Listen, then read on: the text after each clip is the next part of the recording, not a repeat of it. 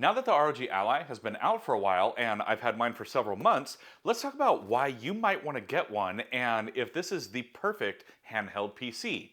Now, I've got some pros to go over, I've got some cons to go over, and I can tell you this, I am definitely leaning far to one side more than the other. Hey, what's up everyone? Game Dad here, and today we are taking a look at the ROG Ally.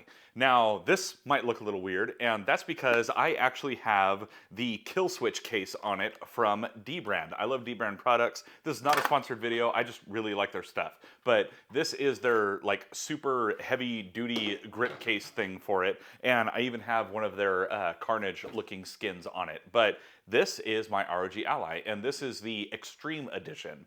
That just means it's basically got a faster processor in it.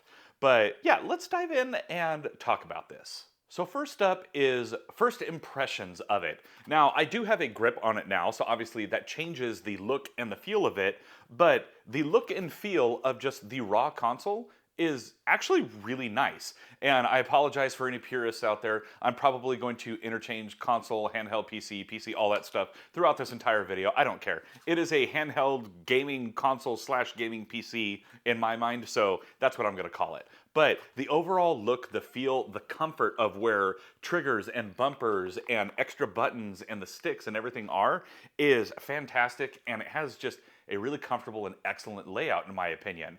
In addition, it has Hall effect sticks, it has Hall effect triggers, and they feel very good and very premium. Now, the ROG Ally does come with Windows 11 Home Edition, and that's fine because with something like this, you are likely not going to need any of the Windows 11 Pro features. Now, in order to get in, it doesn't have a full-fledged Windows Hello with facial recognition, but it does have a built-in fingerprint sensor right there in the power button, which makes logging in super easy. It's got a very optimized interface for touch, thanks to the folks at Microsoft and everything they've done with Windows 11, but it also has an integrated Armoury Crate ROG experience built in. That way you can use it more as like a gaming console and less like an actual computer, even though you can use it as both. You can either go in and just touch the screen if you want. It's got a very responsive touch screen, or you can use the sticks as a mouse on the screen and the triggers as your left and right clicks. Now, in addition to dedicated buttons for menus, for app switching, for the Armoury Crate, for the command center, all that stuff, you also have assignable buttons here on the back. These kind of like trigger hand grip buttons, or you can just leave them as nothing. And for me personally, they're just kind of a fidget toy for me. Now, because this is running Windows instead of running SteamOS, it actually has full Steam support, including full Steam controller support because of the controller that is built into this and is optimized for running with Windows and with Steam. So whether you want to play with a mouse and keyboard, which you could easily hook up to this via Bluetooth or by plugging in with a USB dongle, you could also just use full controller support if you want to play that way. Now, in addition to the very nice and very responsive touchscreen, it actually has full haptic feedback in the system as a whole, and it works amazing. It's not overpowering, it's not too lightly done, it's, in my opinion, just right. And speaking of the screen, it's actually quite durable because it's made of Gorilla Glass, so that's awesome. It's much less prone to scratching. I'm not saying it's scratch proof, but it's much less prone to scratches. It's easy to clean and it's very durable. You don't have to worry about a mild drop or something like that, potentially damaging your screen. Although, still, don't do that. Now, up here on the top of the console, you have your power button and fingerprint reader. You have some indicator lights for battery and if the system is on. You have your volume rocker right here. You have a USB 3.2 Gen 2, which also doubles as a DisplayPort 1.2. You have a micro SD reader with support for micro SD, SDXC, and SDHC, including a headphone jack, which also doubles as a combo microphone jack as well. Now, this other port that you have right here is an ROG XG expansion port for use with other ROG peripherals. Now, as I said, this is the Extreme Edition, meaning it comes with a better processor in it than the regular stock edition. It is a little bit more expensive, but honestly, for the upgrade in speed and power that I was gonna get, I was willing to pay the extra couple $100 to get that kind of performance out of this console. For gaming, it has 16 gigs of RAM, which is plenty to push this machine to its limits. And those limits are quite high. You're not going to be running games at full tilt, 4K, ultra settings, everything. But you know what? You can run a damn fine experience on this. And with its screen, it looks amazing. And speaking of the screen, it is a 16:9 aspect ratio with a 1920 by 1080 FHD 7-inch display.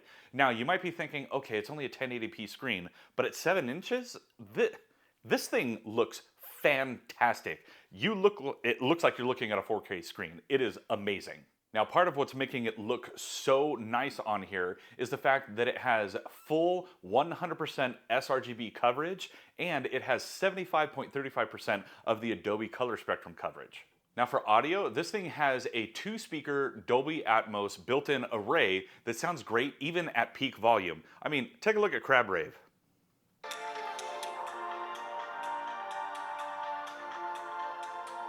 And to help push something like running a super high def video on YouTube, this thing has a built-in Wi-Fi that is tri-band with Wi-Fi 6E. And to help all of your other connections and devices, the Bluetooth radio that this thing has in here is Bluetooth 5.2.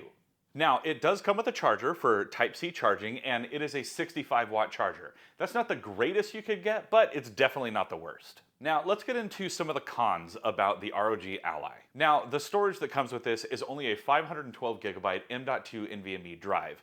And it is expandable, so that's nice, but I'm pretty sure the version, the ROG Ally X, actually comes with a 1 terabyte, but don't quote me on that. But at least you can upgrade it on your own if you wanted to.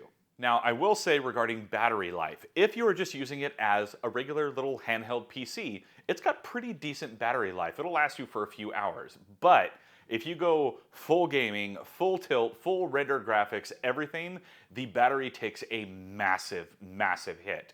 And I would say on average, in a full intense game, I would only get maybe 3 hours at max in order to actually play and enjoy my game. So that part isn't that great. And I will say, when you are running at full tilt like that, the fans are definitely running. They're not super loud, but they are noticeable if you don't have audio running. If you got audio running, you ain't gonna hear it.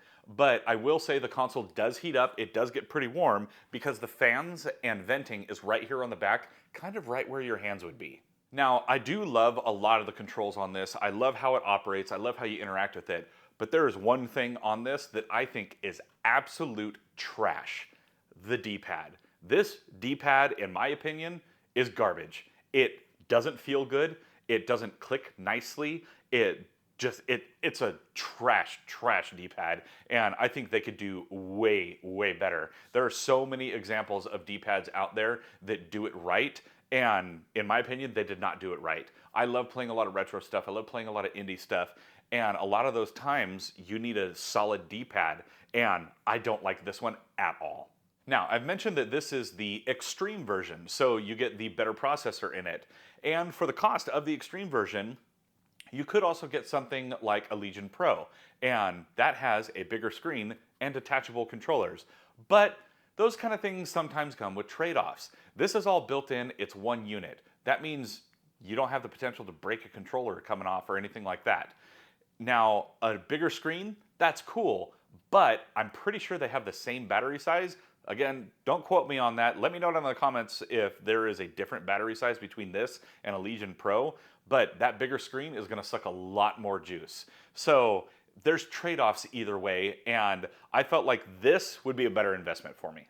So I don't know if you could tell from the list of pros and cons. I said at the beginning of the video, I am definitely leaning far to one side, and that side is Pro. If you have the money, if you are looking for some sort of upgrade, maybe you don't want to go with something like a Switch. Maybe you don't want a laptop or a full fat PC, or maybe you don't want a dedicated console or something like that. You don't want to be locked into a console ecosystem. This could be a very good solution for you. This gives you portable gaming. It gives you, a laptop/desktop experience on the go. And for the price, it's really hard to beat that. And honestly, I love this thing. I take it everywhere with me. Every time I go to conventions, anything like that, I always have this on me. That way I can just bust this out of my bag, I can play for a little bit, and then I can just close it back down, put it out of the way. If I need a computer experience to actually get online, look up something, anything like that, I can just bust this out and do it. It works. And it's a pleasant experience overall. Now, the overall look and feel, I really like it. It's nice. It's got nice subtle RGB going on here, and I don't mind that at all. I think you can turn it off, but I didn't see the point. But I will say I do feel better having an actual case on it. And like I said, it's not sponsored by dbrand. I love their products and always have. And I really like this case. They did a lot of really clever engineering to get this case to work and for it to be super solid. And you also have just this super nice travel cover. You have all your vent access, all that stuff. This isn't a dbrand ad, but it's a very good case, and it makes me feel a lot more secure whenever this thing is kind of banging around in my backpack that it's gonna be fine. So yes, I would highly, highly recommend you get this. Even the basic version, or the extreme version, or I don't know, I've never used an ROG Ally X. I don't know, is it just better specs? Does it have a bigger screen? I don't know anything about that one, but I highly recommend this one. This is the ROG Ally. This is the Extreme Edition, and I believe it's going for $650. It might be $750. I'm not sure. There's always sales going on, but this thing is awesome. Now, if you like this video and you want to check out another recent video, then go ahead and check out this area right here. And as always, I'm GameDad. I thank you all for watching, and I'll catch you later.